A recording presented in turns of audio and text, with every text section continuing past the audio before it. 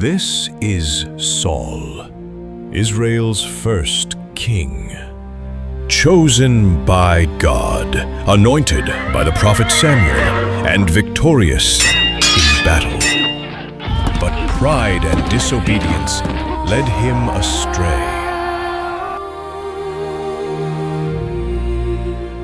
So the Lord rejected him as king.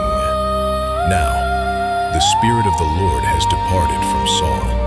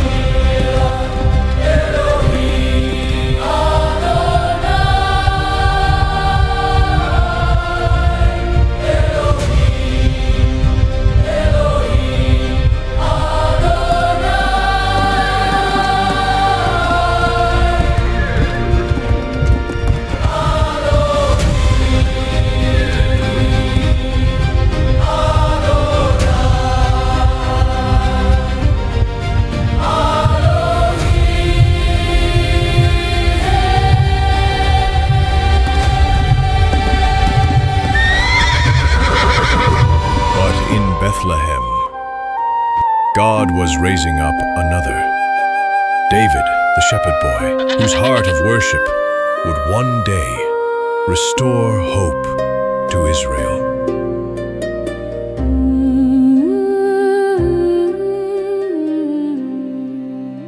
My Lord, a tormenting spirit from God is troubling you. Let us find a good musician to play the harp whenever the tormenting spirit troubles you. He will play soothing music, and you will soon be well again. All right. Find me someone who plays well and bring him here. My Lord, one of Jesse's sons from Bethlehem is a talented harp player. Not only that, he is a brave warrior, a man of war, and has good judgment. He is also a fine-looking young man, and the Lord is with him. Then go to Jesse of Bethlehem. Tell him to send me his son, David, the shepherd boy.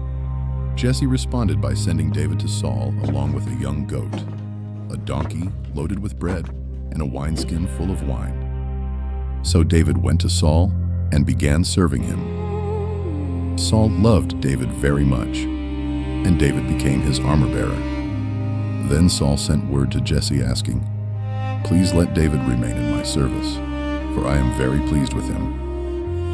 And whenever the tormenting spirit from God troubled from Saul, David would play the harp. Then Saul would feel better, and the tormenting spirit would go away.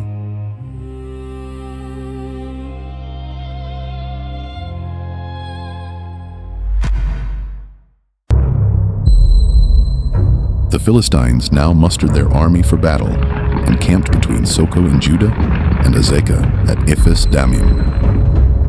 Saul countered by gathering his Israelite troops near the valley of Elah.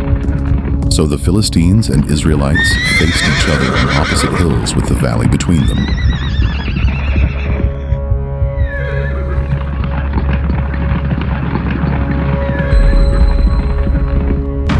Why are you all coming here to fight? I am the Philistine champion, and you are all just servants of Saul. Choose one man to come down here and fight me. If he kills me, then we will be your slaves. But if I kill him, you will be our slaves.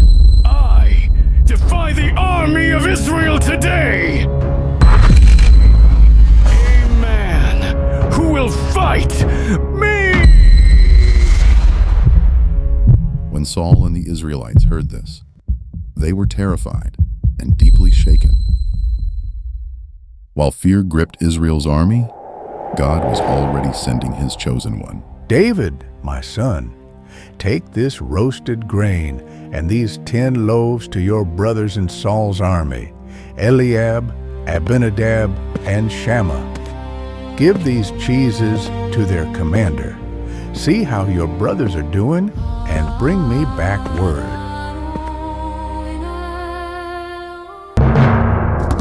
David arrived at the camp just as the Israelite army was leaving for the battlefield, with shouts and battle cries. Soon the Israelites and the Philistine forces stood facing each other, army against army. Every morning and evening for 40 days, Goliath, the Philistine giant, steps forward to mock Israel's army and defy their God, demanding a man to fight him. But Saul and all of Israel are terrified. While greeting his brothers at the camp, Goliath's voice once again thundered across the valley, and David heard it. Have you seen the giant? He comes out each day to defy Israel. The king has offered a huge reward to anyone who kills him. He will give that man one of his daughters for a wife, and the man's entire family will be exempted from paying taxes. What will a man get for killing this Philistine and ending his defiance of Israel? Who is this pagan Philistine anyway, that he is allowed to defy the armies of the living God? What are you doing around here anyway? What about those few sheep you're supposed to be taking care of? I know about your pride and deceit. You just want to see the battle. What have I done now, Eliab? I was just asking a question. Don't worry about this Philistine. I'll go fight him. Don't be ridiculous. There's no way you can fight this Philistine and possibly win. You're only a boy, and he's been a man of war since youth. I have been taking care of my father's sheep and goats. When a lion or bear comes to steal a lamb from the flock, I go after it with a club and rescue the lamb from its mouth. If the animal turns on me, I catch it by the jaw and club it to death. I have done this to both lions and bears, and I'll do it to this pagan Philistine too, for he has defied the army of the living God. All right, go ahead. And may the Lord be with you. I'll give you my own armor. I can't go in these armor. I am not used to them. After David took off the armor, he proceeded to pick up 5 smooth stones from the stream.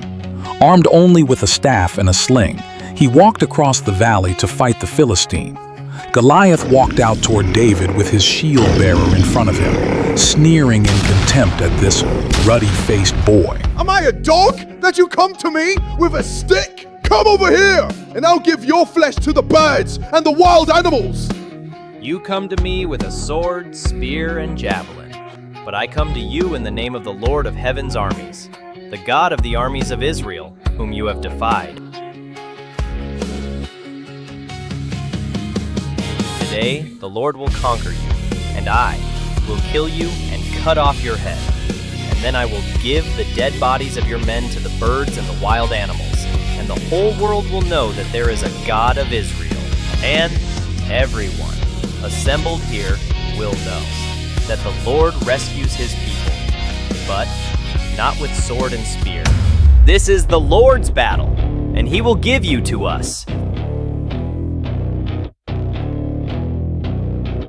Some nights I shake, some days I fall. This world don't wait, it breaks us all. But even in the shadows, I won't run.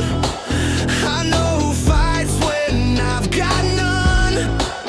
They say I'm weak, they call me small, but heaven's voice breaks through it all. Not by sight, not by might, but by the one who holds my life. I've got no fear.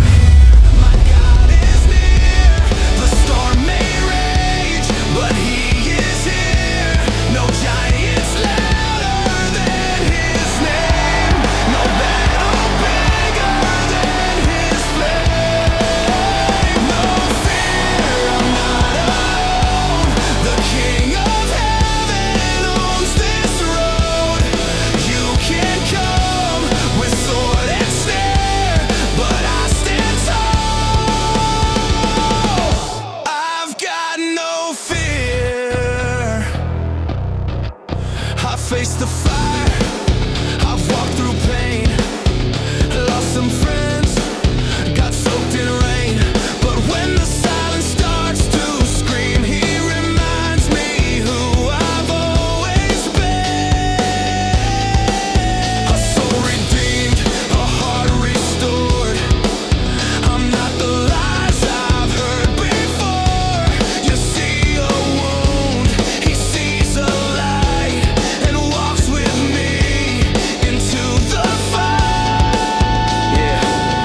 I'd break, they said I'd fold, but I was never walking this path alone. And all means nothing when God says go.